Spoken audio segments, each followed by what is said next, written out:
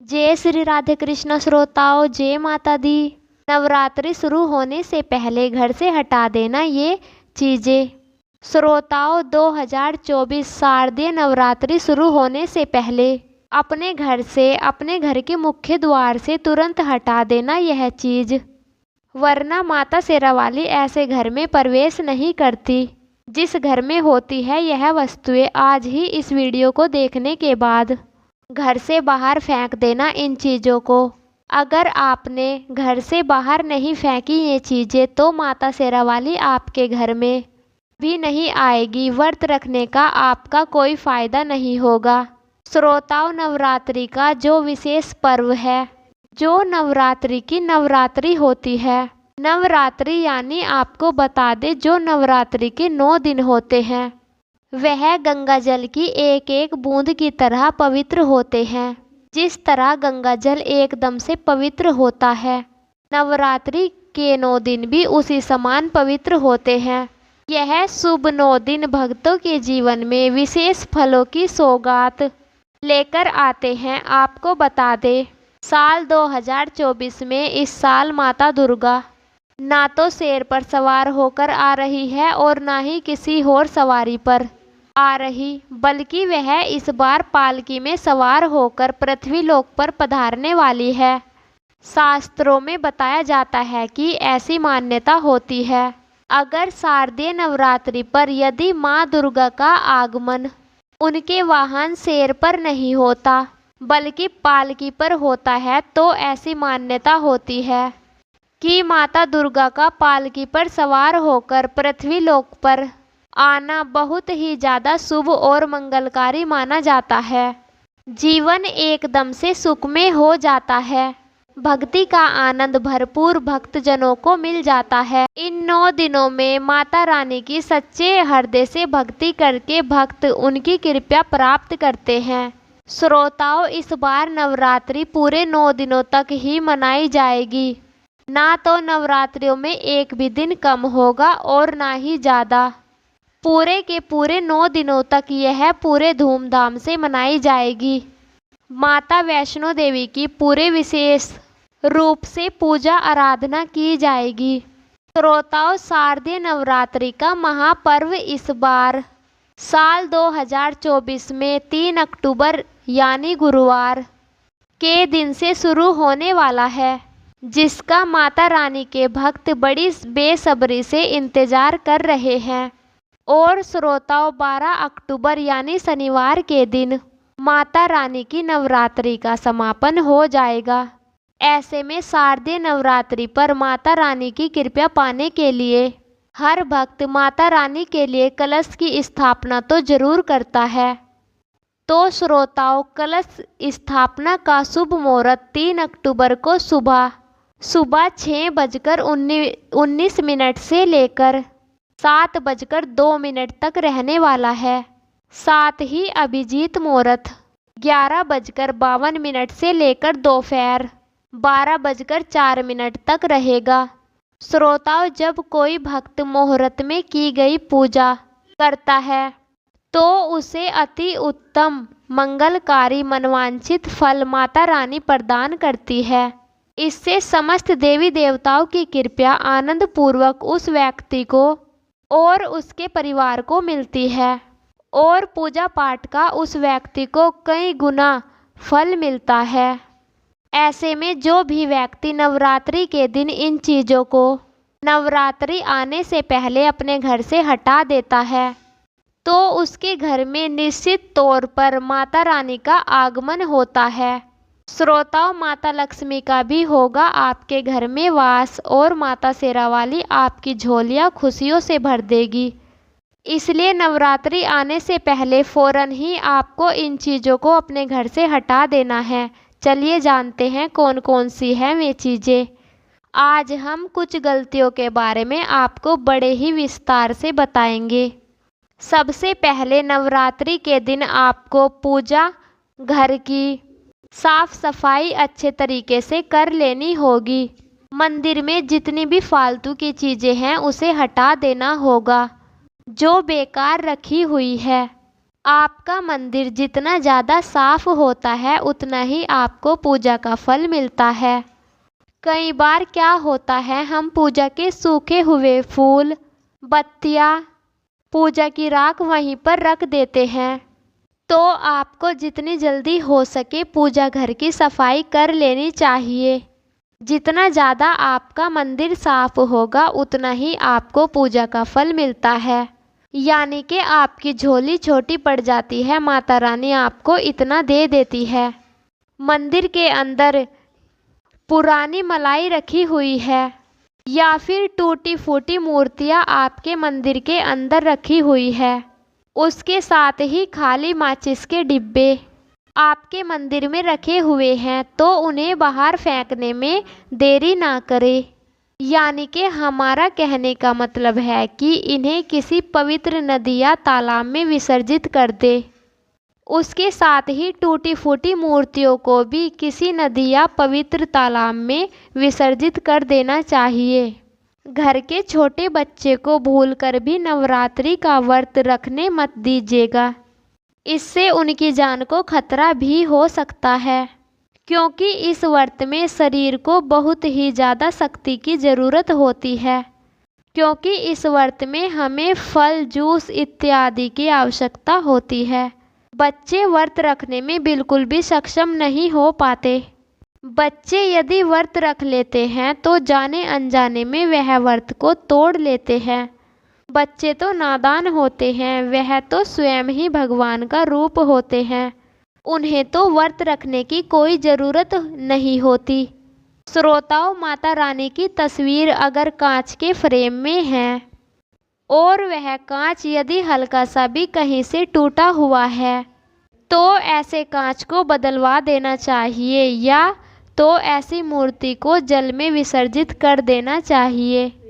श्रोताओं, टूटी हुई मूर्ति की पूजा करने से आपकी श्रद्धा, भक्ति, व्रत सब टूट जाता है और आपके व्रत का संपूर्ण फल नहीं मिल पाता और आपका व्रत भी खंडित हो जाता है। श्रोताओं, वास्तुशास्त्र के अनुसार कहा जाता है, घर में सकारात्मक ऊर्जा को बढ़ाने के लिए कई महत्वपूर्ण बातें बताई जाती है। वास्तुशास्त्र के अनुसार घर की हर एक वस्तु सकारात्मक और नकारात्मक ऊर्जा का संचार करती है। यह तो आप बहुत अच्छे तरीके से जानते होंगे। श्रोताओं, अगर उन्हें सही स्थान पर न रखा जाए तो यह घर में नकारात्मक ऊर्जा को फैला देती है, जिसका असर हमारी आर्थिक स्थिति पर पड़ता है और घर में लड़ाई झगड़े होने शुरू हो जाते हैं। वहीं उन्हें सही दिशा में और सही स्थान पर न रखा जाए तो हमारे घर में सकारात्मक ऊर्जा की जगह नकारात्मक ऊर्जा फैल जाती है। श्रोताओं, उधर ही शास्त्र एक बात और कहते हैं कि अगर हमने अपने घर में वास्तुशास्त्र के अनुसार इन चीज़ों को रख लिया तो यह चीज़ें हमारे घर में सकारात्मक ऊर्जा का संचार करती है और घर में सुख, शांति, समृद्धि को बढ़ाती है। श्रोताओं, वास्तुशास्त्र के अनुसार कहा जाता है कि घर का मुख्य द्वार सभी तरह के सुख, समृद्धि और वैभव का प्रवेश द्वार होता है। लेकिन अगर आपकी दिशा गलत हो या फिर कोई चीज़ आपके सामने गलत रख दी जाए तो नकारात्मक ऊर्जा फैलना शुरू हो जाती है। इससे हमारे घर में लड़ाई झगड़े, बीमारियां, दरिद्रता प्रवेश कर जाती है। इसी कारण वास्तुशास्त्र के अनुसार घर के मुख्य द्वार को बहुत ही महत्व दिया जाता है। वास्तुशास्त्र के अनुसार कहा जाता है कि मुख्य द्वार के सामने कुछ ऐसी चीज़ें होती है जो कभी भी नहीं रखनी चाहिए। यह चीज़ें हमारे घर में अशोक होती है और साथ ही कई तरह की समस्याओं को जन्म देती है। इसका असर परिवार की महिलाओं पर, बड़े बुजुर्गों पर, घर के बालकों पर पड़ता है। श्रोताओं, घर के सामने गंदे पानी का जमाव वास्तुशास्त्र के अनुसार कहा जाता है कि घर के सामने यानी कि घर के मुख्य द्वार के सामने गंदे पानी का जमाव होना बहुत हानिकारक होता है। यह हमारे घर में वास्तु दोष का बहुत बड़ा कारण बनता है। साथ ही इस गंदे पानी में कई हजार गुना बैक्टीरिया धीरे धीरे पनपना शुरू हो जाते हैं, जो परिवार के सदस्यों को पूरी तरह से बीमार भी कर सकते हैं।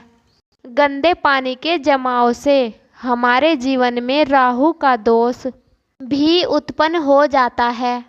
माता लक्ष्मी हमसे रूठ जाती है और हमारे घर से चली जाती है, और हमें शनिदेव के क्रोध का सामना भी करना पड़ता है। अगर आपके घर के सामने भी गंदा पानी जमा हुआ है तो तुरंत वहां से हटा देना। श्रोताओं, कांटेदार पौधे। कई लोग जाने अनजाने में घर की शोभा बढ़ाने के लिए कांटेदार पौधे लगा लेते हैं, जो कि बहुत ज़्यादा अशुभ होते हैं। कांटेदार पौधों को बहुत बड़ी अशुभता का प्रतीक माना जाता है। कांटेदार पौधों को बिल्कुल भी अच्छा नहीं माना जाता। कांटेदार पौधे अगर घर के सामने लगे हुए हैं तो यह परिवार में चुभन का काम करते हैं, यानी कि हमारे रिश्तों में धीरे धीरे खटास आने लगती है। श्रोताओं, वास्तुशास्त्र के अनुसार कांटेदार पौधों को नकारात्मकता का बहुत बड़ा कारण बताते हैं। घर के सामने या घर के बगल में कांटेदार पौधे कभी नहीं लगाने चाहिए। इन्हें लगाने से माता लक्ष्मी हमसे प्रसन्न नहीं होती, बल्कि रूठकर चली जाती है, और इसी कारण से हमें गरीबी का सामना करना पड़ता है। और राहु केतु घर में बड़ी ही आसानी से प्रवेश कर जाते हैं, और इससे हमारे घर में लड़ाई झगड़े शुरू हो जाते हैं। परिवार के एक एक सदस्य में नफरत शुरू हो जाती है। इसलिए कांटेदार पौधों को भूलकर भी अपने घर में ना लगाएं। श्रोताओं, वास्तुशास्त्र के अनुसार घर के मुख्य द्वार पर खुशबूदार पौधे जैसे कि तुलसी का पौधा या फिर हरे, गुलाबी, लाल, पीले फूलों के पौधे लगाने चाहिए। यह बहुत ही ज़्यादा शुभ होते हैं। उनकी सुगंध से माता लक्ष्मी हमारे घर की ओर आकर्षित होती है और हमारे घर में अपना निवास स्थान बना लेती है। श्रोताओं, कूड़ा डालने में आसानी हो जाए इसलिए कुछ लोग कूड़ेदान को अपने घर के मुख्य द्वार पर ही रख लेते हैं। लेकिन वास्तुशास्त्र के अनुसार यह बहुत ही ज़्यादा कष्टकारी होता है। घर में धन की हानि का बहुत बड़ा सूचक होता है, इसलिए ऐसा भूलकर भी नहीं करना चाहिए। श्रोताओं, कूड़ेदान को उत्तर दिशा में बिल्कुल भी नहीं रखना चाहिए। यह दिशा माता लक्ष्मी की होती है। साथ ही साथ मुख्य द्वार पर झाड़ू, वाइपर बिल्कुल भी नहीं रखने चाहिए। यह भी बहुत ज़्यादा अशुभ होते हैं। श्रोताओं, घर के सामने बिजली का खंभा, लेकिन वास्तुशास्त्र के अनुसार यह परिवार के सदस्यों की उन्नति में बहुत ही ज़्यादा बाधा डालता है।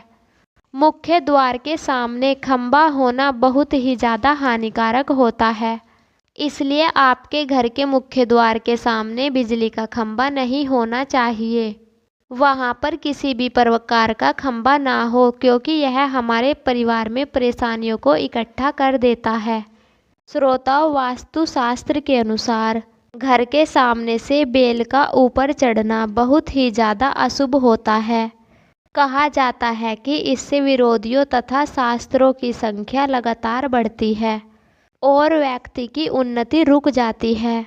श्रोताओं, घर की दहलीज वास्तुशास्त्र के अनुसार कहा जाता है कि मुख्य द्वार की दहलीज से ऊंची सड़क होना बहुत ही ज़्यादा कष्टकारी होती है।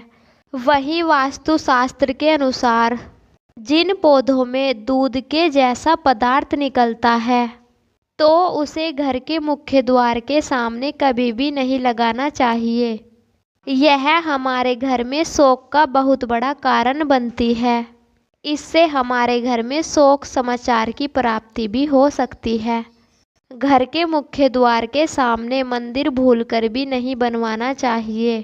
श्रोताओं, यह परेशानियां और संकटों का कारण बनता है। मुख्य द्वार के सामने किसी भी व्यक्ति को सीढ़ियाँ नहीं बनवानी चाहिए। इससे तरक्की में बाधा का निर्माण होना शुरू हो जाता है। बच्चों को पढ़ाई में सफलता भी नहीं मिल पाती। इससे धीरे धीरे हमारे घर का नाश होता चला जाता है। श्रोताओं, घर के ऊपर पड़ रही छाया से भी छाया भेद होता है। हालांकि यह देखना होता है कि घर के ऊपर किसकी छाया पड़ रही है और किस दिशा में बढ़ रही है।